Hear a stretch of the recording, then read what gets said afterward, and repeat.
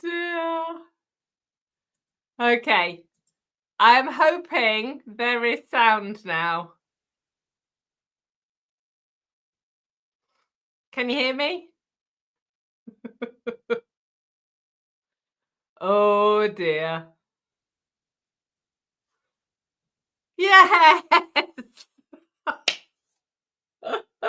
Hi, Janice. Hi, Scylla. Hi, Liz.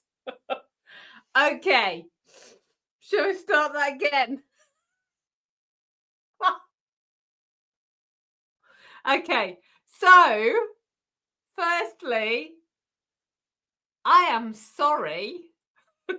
I am late. Technical difficulties, which clearly carried on in the first minute and a half of me apologizing with no sound. So I came to start the live, plenty of time, no screen, completely black. So I unplugged everything, which is what you have to do. Yeah, 90% of technical difficulties start with the plug. So I switched everything off. I switched everything on. Started again. Thought I'd got it sorted out. And then no sound. That's because my microphone wasn't plugged in. Hurrah!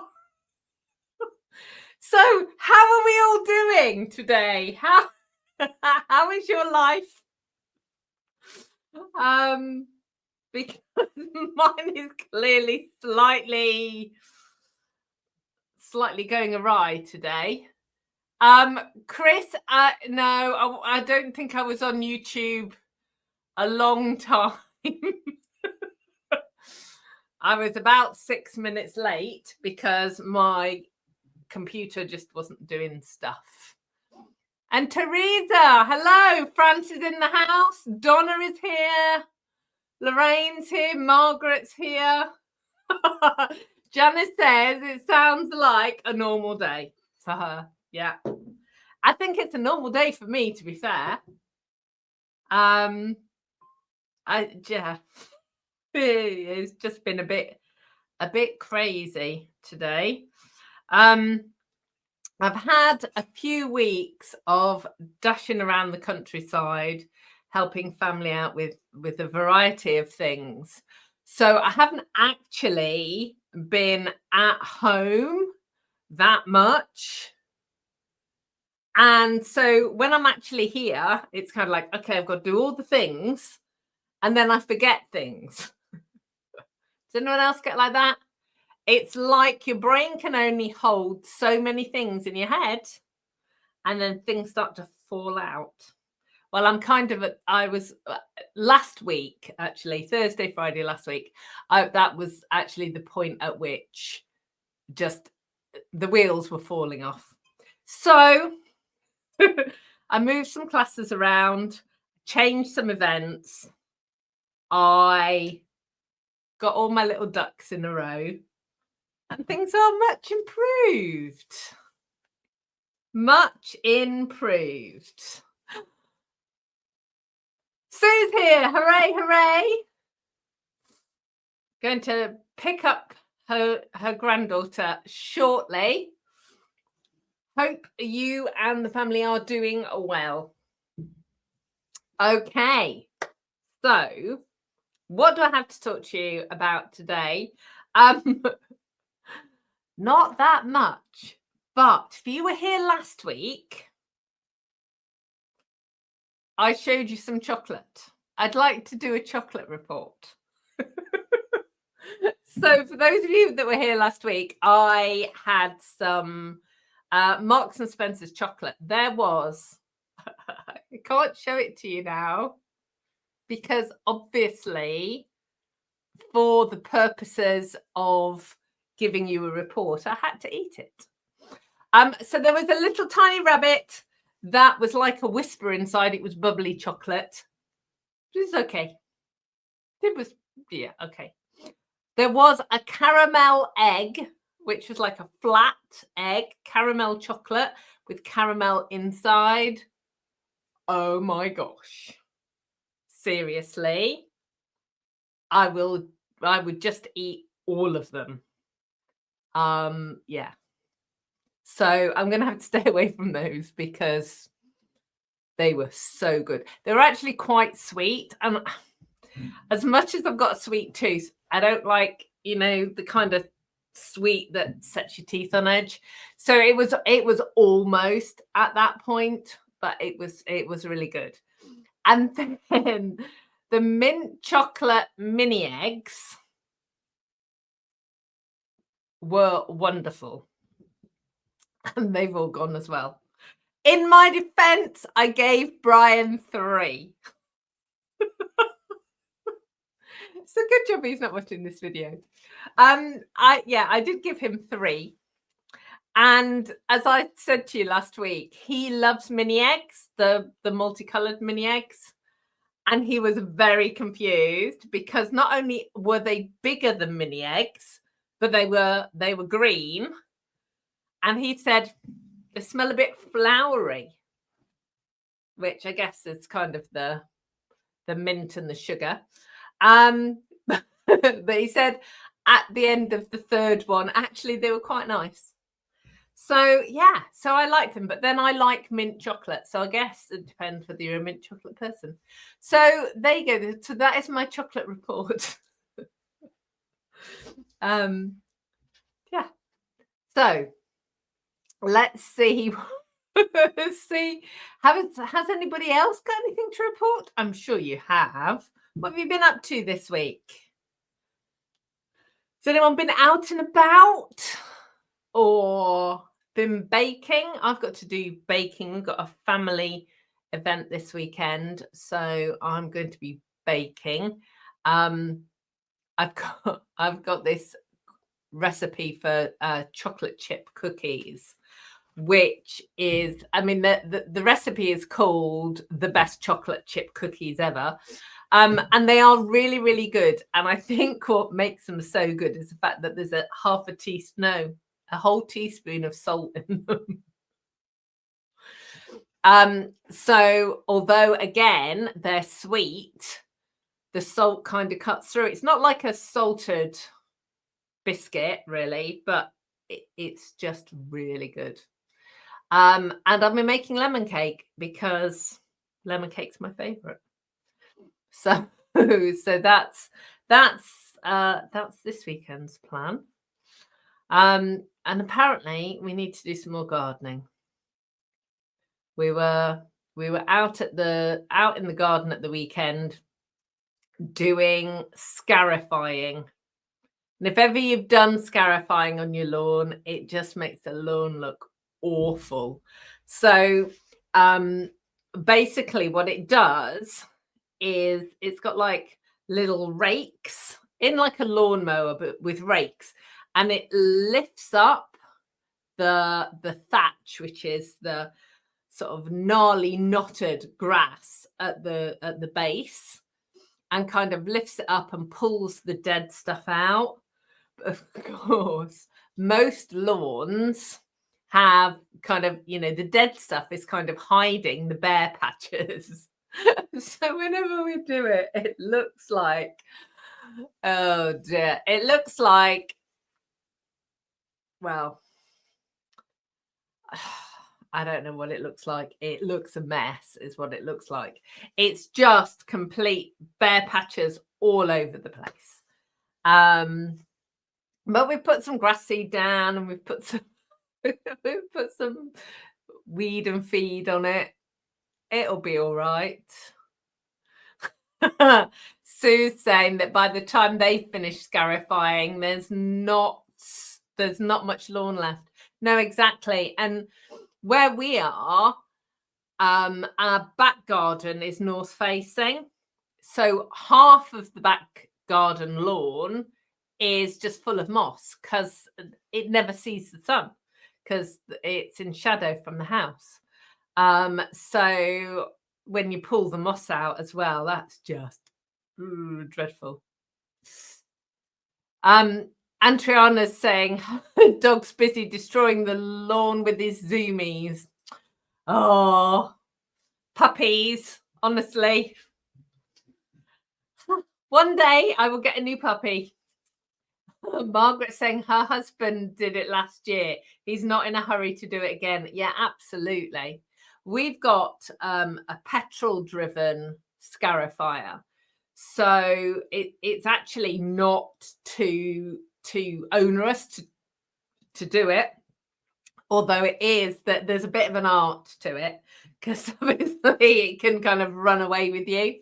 But I know sometimes if you're using like a lawn rake and things as well, it's really tough going. Plus the fact that it makes your lawn look rubbish, which is dire. Indeed. Oh dear. So talking about dire, I've got another injury. Honestly, I don't know what's going on. I dropped my favorite knife. And I dropped it in such a way that it actually broke in two. So, honestly, I don't know what I was doing. I picked it up and obviously knocked it or did something, sliced down my thumb with the blade as it fell. And I think it must have gone point down, because it's actually, if that's sort of the blade, it actually shattered in a line straight across the middle. So yeah. And I took the plaster off yesterday because I thought, well, it'll be fine. I took it off before I went to bed. This morning we had to strip the bed because it's not a big cut at all, but it's more just, it's on your knuckle. It's on my knuckle, so it just, every time I bend my thumb, it leaks. So of course I had to strip the bed today because I bled all over the sheets.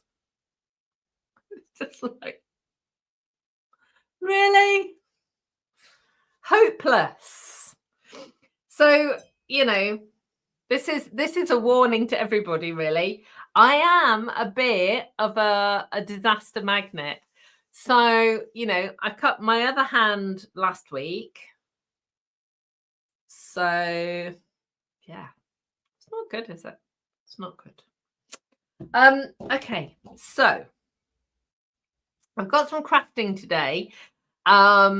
Because I was sent a picture of a card from the lovely Jenny, and she's not here today. She said she was going to have to work, so she's going to catch it on the replay. Because she'd seen this type of card, and she said, we made something like this years ago, Amanda. What can you show me how to do it? So okay. And it's actually tearing. Now, I know for some of you, this is going to be difficult. So in the comments, put in the comments whether or not you can cope with tearing, because I understand that it's not everybody's cup of tea. So tearing, I love to do. If you've been hanging out with me for any length of time, you know I do love clean and simple cards, absolutely. But actually my heart always will kind of veer towards grungy and messy and vintagey style. And I love tearing. So that's what the card is, or the cards that we're going to do today. I'm using this paper. This is the Bloom impression paper. It's part of Celebration. Where are we now? Is it the 18th? So we've got 10 days left. 10 days left of Celebration. So just in case you've forgotten all about it, spend £55 or multiples of £55, and you get to pick something for free from the Celebration book. There is also an additional, like a bonus Celebration PDF as well, with lots of new things on it. Do check that out. I know some of you have been waiting for the alphabet dies to come back into stock. Now, let me have a look. They came back into stock last week for about 10 minutes. And then went straight out again. They are back. Okay. So let me see. Let me see if I can share my screen a second. Let me show you. Yeah, look. Can you see that? Yeah. So this is a set of dies. They are £40 normally. So if you spend £55, you're going to get £55 worth of products, and you can pick these alphabet dies. So let me just show you. So they are, they're 1.5 inches tall by about 1 inch wide. For my centimeters, people, they're about 4 by 2.5 centimeters. The awesome thing about these is it's a full set of alphabet with multiples. So for somebody with a name like mine, there's only 2 A's. I need 3 for my name. So it's really good because you've got multiples, but you've got numbers as well, which is incredible. So be aware that they are back in stock. So let me just remove that. Okay. So lots of really good offers, lots of different things as well. There's some stamps. Yeah, so that was the other. Let me just get my catalogue out and I'll show you. Actually, are those I need to check. So butterflies. See if they're in stock as well. We've been waiting for lots of stuff to come back in. Beautiful butterflies. Yeah. Okay.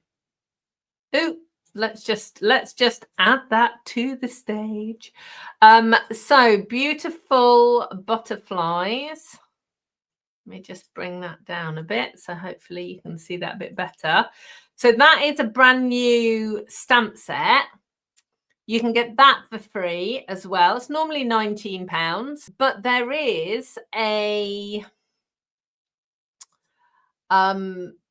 matching coordinating die set.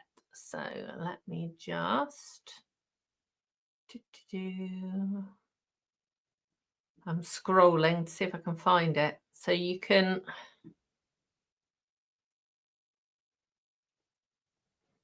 there we go.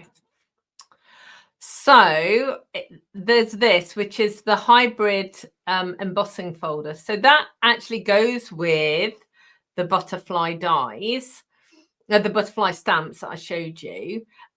It's butterfly embossing folder, and you can also cut and emboss that big butterfly. So that's what the embossing folder looks like. But then you've also got these dies. So the one on the top left that looks like it's got a line across the top of it, that actually makes a card. So yeah, it's really, really cool. So it makes a card that looks like that.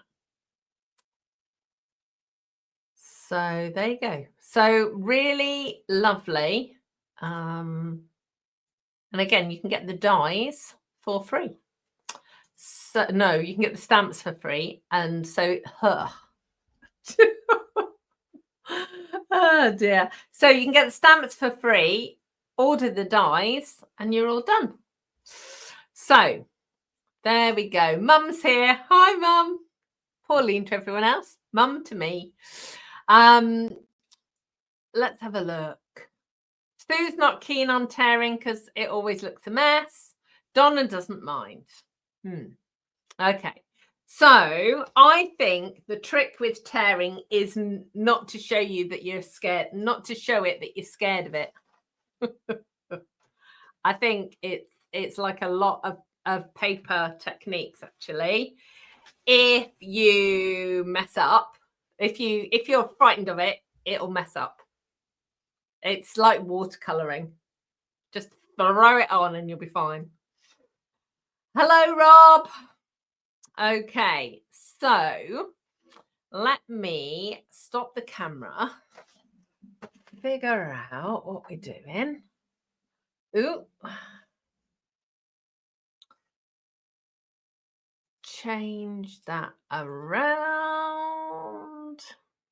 Okay, so interesting. Right.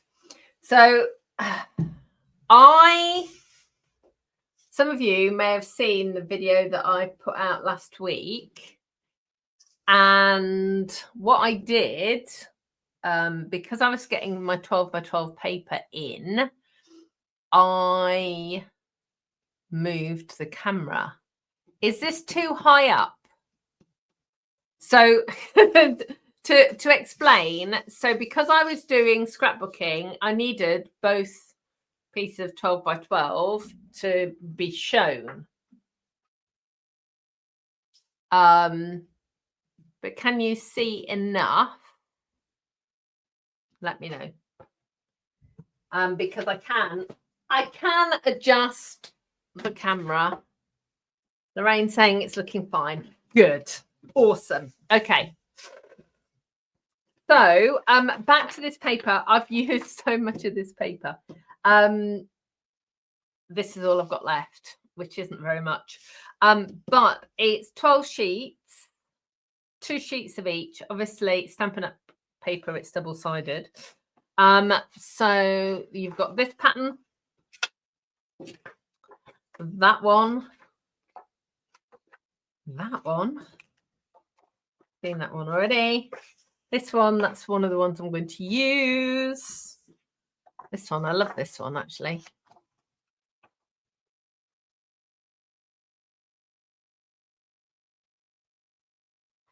And then this one, which I'm going to use in a minute. Okay. Right. So Donna's saying it is a bit high. Everyone else is saying it looks okay. So what we'll do is this week I will leave it here, and we'll see once I've done the crafting and stuff. We'll see how it looks, and then I can always change it back for next week. It's just I had to figure it out because I've got more scrapbooking videos coming, and obviously I need to be able to get 2 12 by 12s down, as otherwise you can't see it. Yes, so there is a replay, or if you go to my page on Facebook or go on YouTube, you'll be able to see it. I haven't emailed out the replay for Craft and Chat yet. I'll be doing that probably tomorrow. Take care. Hope Frey as well. Okay, so we're going to start out with this.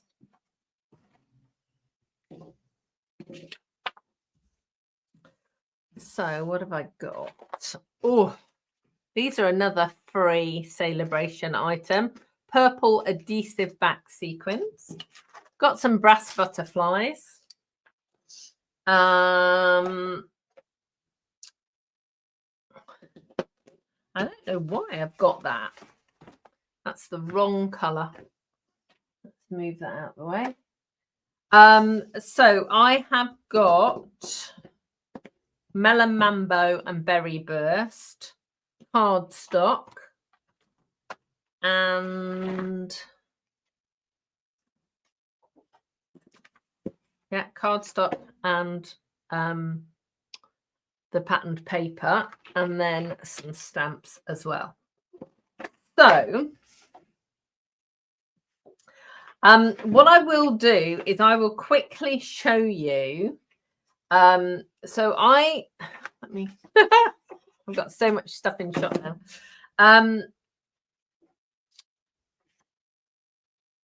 When Jenny sent me the message, she was talking about something that we've done before, which is tearing and then putting, it's like a torn effect, an inked torn effect. If you're interested, let me know in the comments, and I can always show you that next week. But what she showed me a picture of is something that people are, I can't even remember what the names of it. It's gone out of my head completely. Anyway, you'll probably there's nothing like a professional. There is nothing like a professional presentation of a crafting technique where the demonstrator actually knows what she's talking about. Basically, this is a technique where you tear a couple of sheets of paper, put it over the top of a patterned paper, and you get a really cool effect.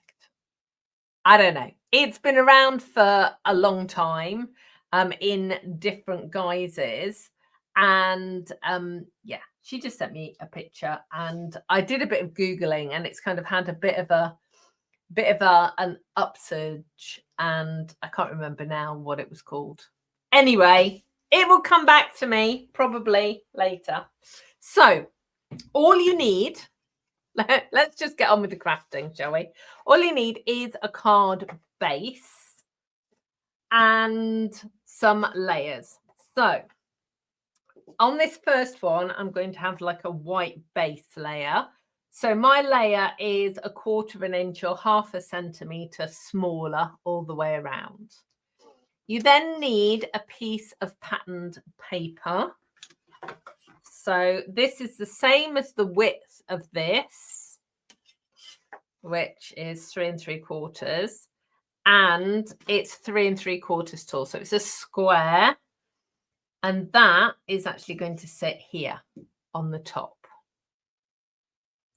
And then we need some patterned paper, some plain cardstock. And I'm using the same color as the card base, which in this case is Melon Mambo. And I'm going to cut a piece that is 3.5 by 3 3/4. You can cut another square. You just don't need it to be quite that big.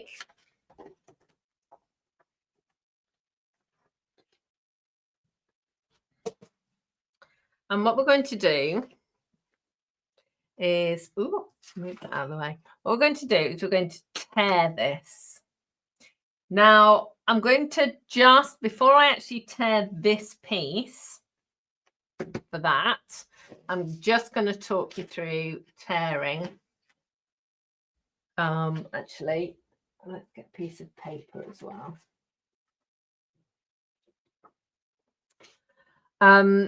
Because there is an art to tearing. And you might not know that, but there is. So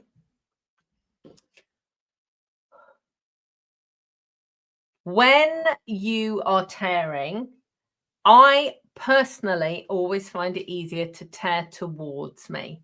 So I hold the cardstock of the paper in one hand, and I've got my thumbs on the top and my fingers underneath, and I pull and I tear towards me. And I just find that is the easiest way for me to tear. Now, what happens, this is cardstock and this is Stampin' Up! Cardstock, and it's coloured all the way through. We do have papers, and I'll show you on a pattern paper in a minute, and also our two-tone cardstock's got a white core. So you will see that it gives you a different effect. So this piece is the piece that was at the top. And you can see there's sort of a fluffy edge, but it's flat. So it goes flat to the torn edge. This is the piece that was underneath, and it's actually torn across the edge. So you can actually see it's sort of got a softer, fluffier edge, and it's actually thinner here because some of the fibers have lifted away. When you tear with paper that has a white core, again, I tear in exactly the same way, you will get this amazing white edge. So again, this is the piece that's at the top. So it's flat to the edge. And then this is the piece that was at the bottom, which gives you your white core. Now, if I turn that over, it will be in reverse. So you can see that white edge there and the flat edge there. So that's got the flat edge that side and the white edge that side. Okay, so depending on what effect you're trying to get, you can either have a torn edge with a flat piece or with white. And then obviously the same with this, you've got your flat edge and that one. So back to this one. So what is Faultline? I've remembered. You see, I knew it'd come back to me. So this technique, I've heard it referred to as Faultline technique, and I think it actually stems from the cakes. And I don't know whether you've seen them, but Faultline cakes are amazing. They have like this break in the cake, and then they have like crystals inside, and they're sugar crystals usually, and fondant and all kinds of things. They look really amazing. Have a Google. For any of you like me who like watching things like Opal Hunters or what were we watching the other day, Gold Hunters, where they're, you know, digging things out of the ground, gem hunters and things, digging things out of the ground. Yeah, it's very cool. So I'm pleased I've remembered now. But although I've seen it with that name, I've always just known this as a torn-edged card. So that's why I didn't really know about the fancy name for it. Okay, so the first thing I'm going to do is stamp my sentiment. And the reason for that, very simple, is that then I know it's going to fit. So on the white piece, I'm going to pop the sentiment in the bottom right-hand corner.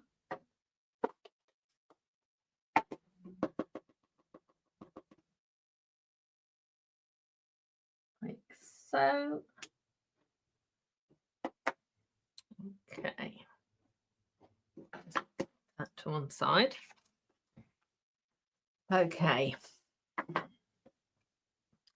So I'm going to stick this piece down. I'm going to stick it that way down. You want it to be in the middle-ish of your, just lift that up completely. That was very wonky. So you want this to be in the middle-ish of your card.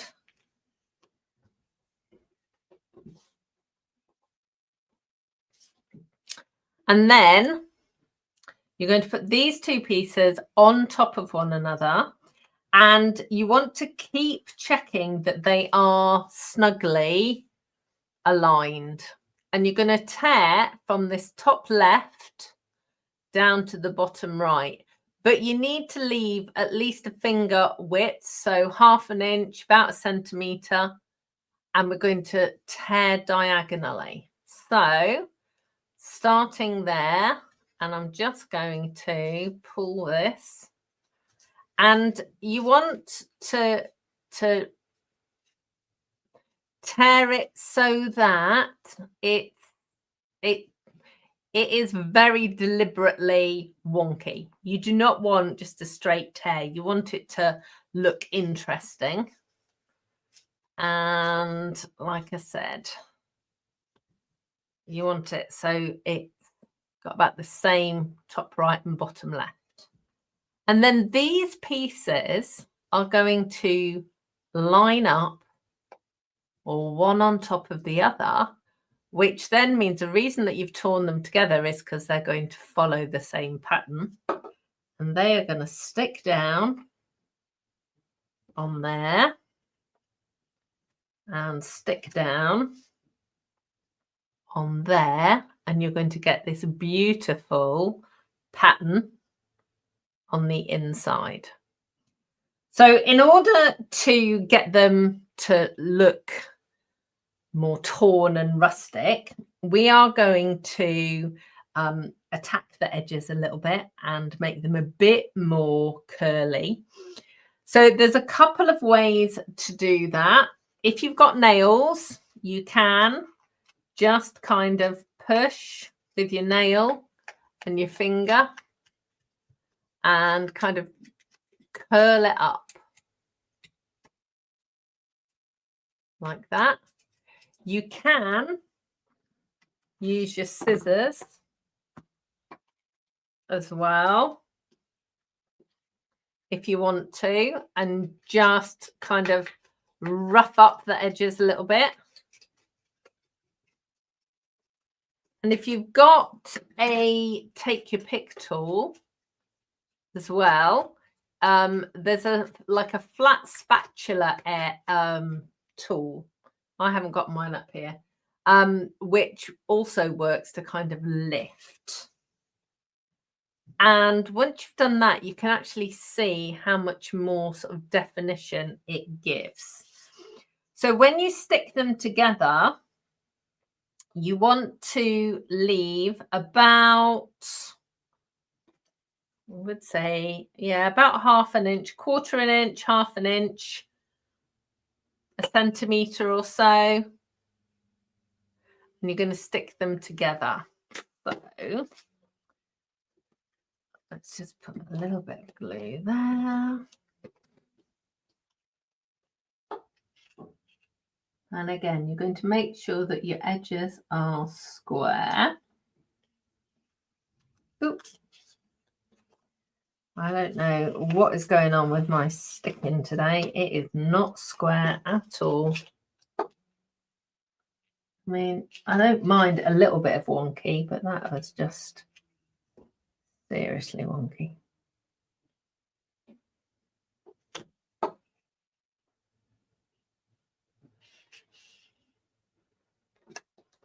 There we go.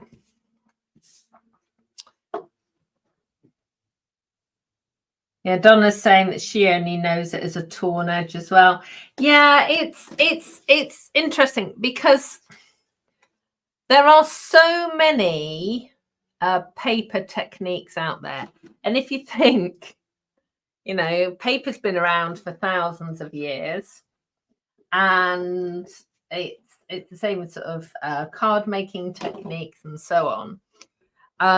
Often things are known by one name, and then somebody else will kind of rediscover it or actually almost reinvent it, because it's really interesting. You can give two people the same products and they can make something independently that's almost exactly the same. Equally, they can make something completely different. But I know it's happened to me that I've posted a card that I've made and somebody else has posted something almost identical. And it's just because our crafting brains have kind of gone down a particular route. So it is interesting to kind of see how people create and make things.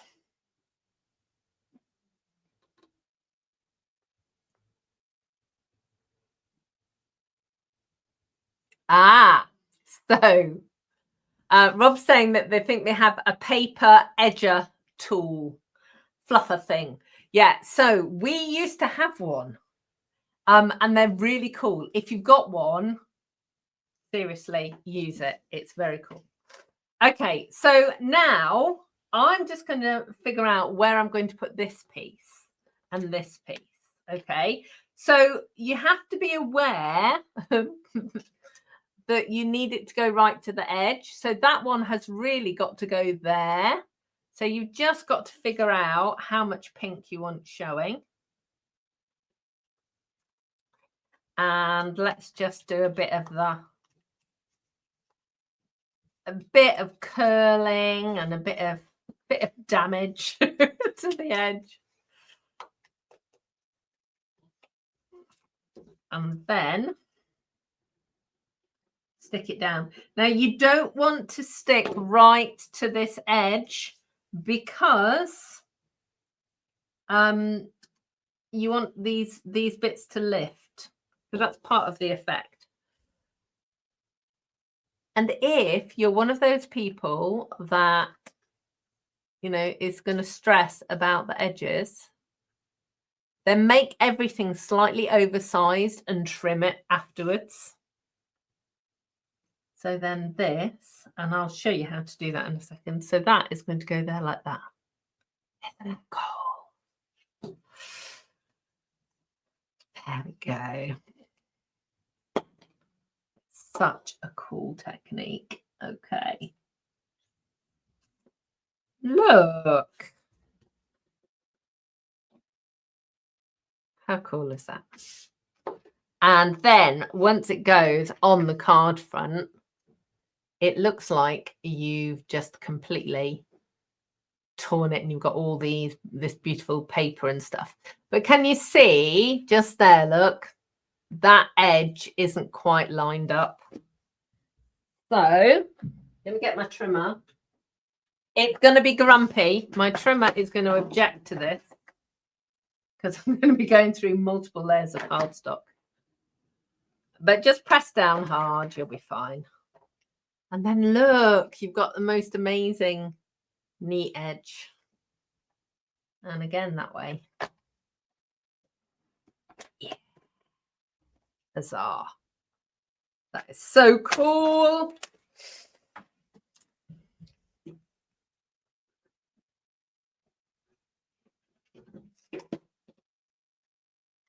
pop that down.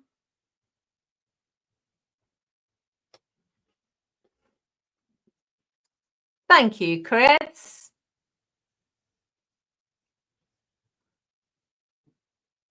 Okay, so I'm going to leave this really simple like this.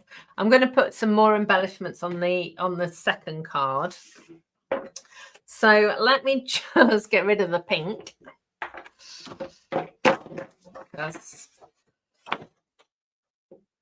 You see, this is the downside of me having this camera so high.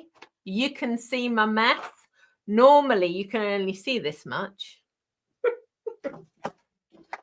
Darn, you see? Knew there was a reason that my camera was normally lower. Let me move that down there because then you can still see it whilst I'm fiddling about. So this time I'm actually going to use this paper, but I'm going to use 2 layers of paper. So obviously with this one, I've got 2 layers of cardstock. But this time I'm going to use paper and cardstock. I've got some Blackberry Bliss card and some Blackberry Bliss ink. You can never have too much Blackberry Bliss ink.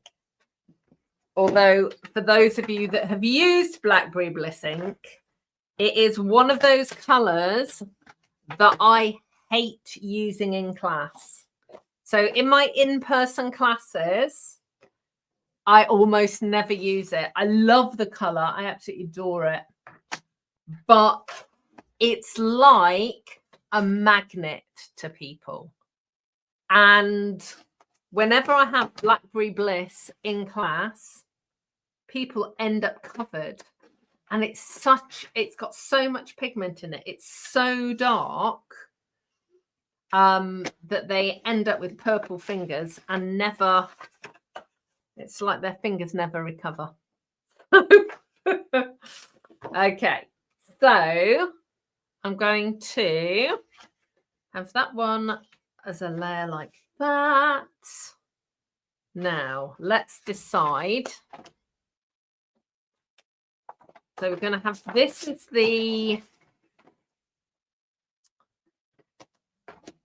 pattern that you can see on the inside. So let's just get that first.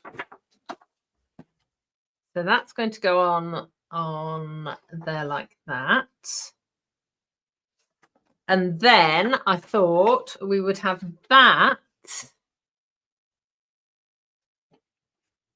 Of that and white, or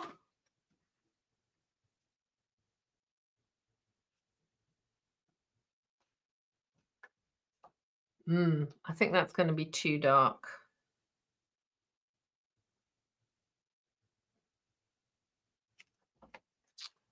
Or maybe I could do that. Ooh, I'm going to do this. No, Rob, no zoom function here. Just old mandrolically done. But it is really straightforward. I just have to sort of unscrew something and drop it down. So we'll see. We'll see. When I'll play this back and figure it out. Okay, so 3 3/4. That's 3 1/2. And then I'll do the same with this. And what I'm going to do is stamp on the green. Okay, so let's get this stuck down. Da, da, da, da.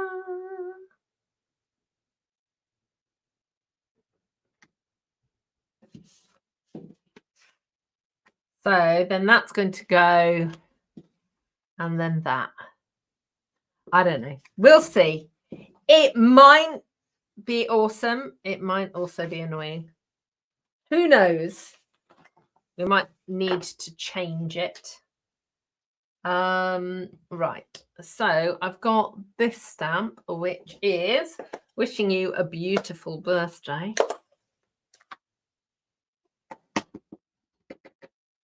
And again, is that? Yeah. I'm just going to pop that in the bottom corner. I don't know why I used my mat. I didn't need my mat. There we go. Okay, so again, exactly the same. So like a finger width from the top. And just pull it towards you. And just keep straightening it up.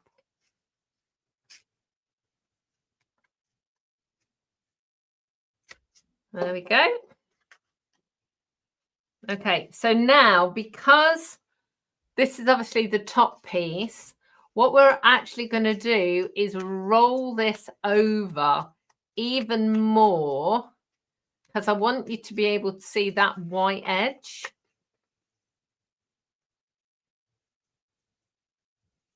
There we go.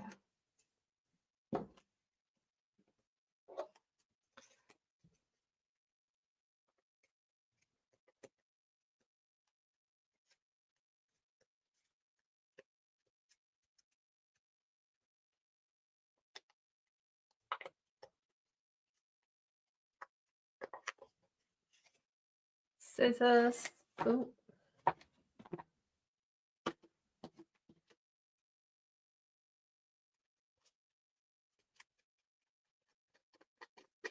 There we go.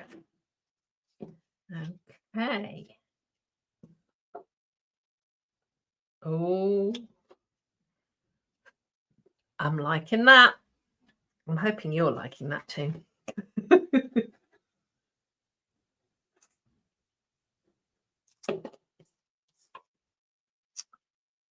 I'm going to line that up there.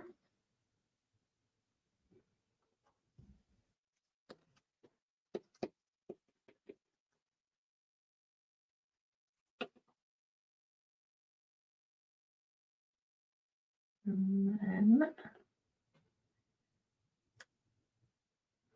I'm going to trim this down again. And I think, you know, having sort of made a few of these now, I think that is absolutely a better way of doing it. So maybe if you make this piece 4 inches wide, for those of you that have got a 4-inch wide card, and then trim it down. And for those of you working in centimeters, I'm sorry, I'm going to sneeze.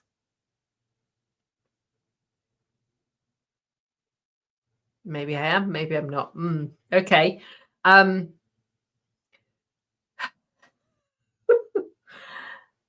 No. Or if you're working in centimeters, make it about 10.5 centimeters. For my North American friends, I would make it about 4.25.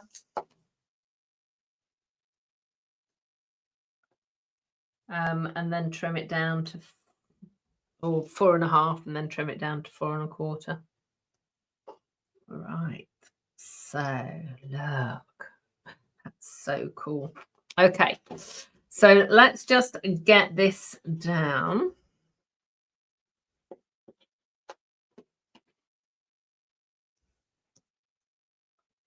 And then we can trim it.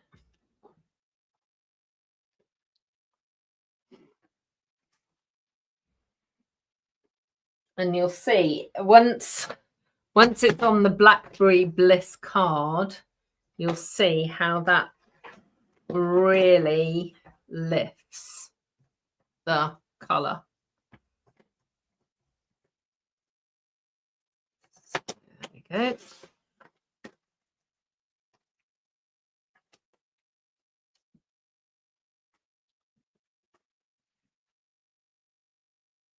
It's just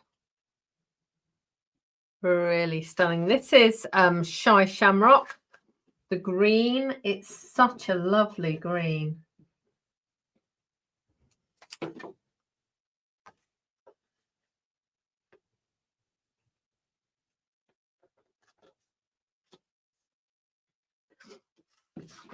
I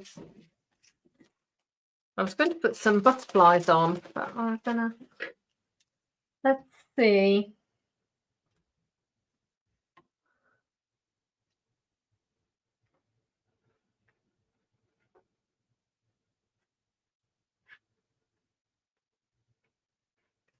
I think I will.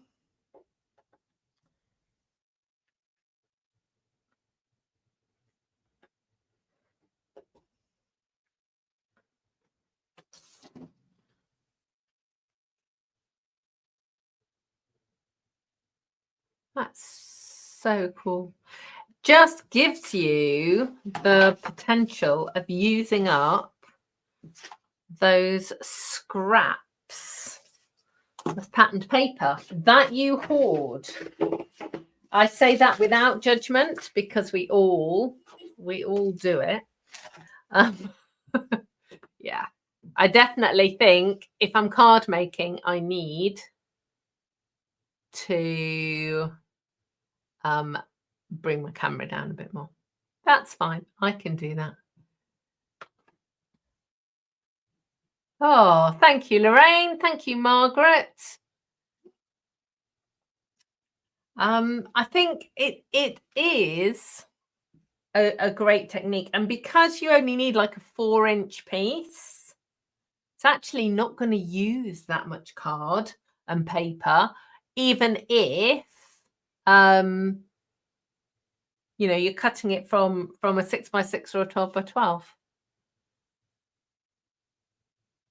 And just imagine, actually, so these are flat patterned papers. If you've got a patterned paper with some gold foiling in it, that would look exactly like those Faultline cakes and things that we've talked about, or we talked about earlier. Okay, so that is everything from me today. I'll be back here next week, and I hope you have a lovely week, whatever you are up to. Take care of yourselves. As always, all of the products that you've seen today can be purchased in my online store. If you pop over to my blog, www.inspiringinking.com, do remember about Celebration and those alphabet dies, because they're back in stock, and how long they'll be back in stock for, who knows. And if you'd like to talk about joining my team or anything else, you can always send me an email, amanda@inspiringinking.com, and we can have a chat. Okay, so take care of yourselves. I will see you all again very soon. Goodbye.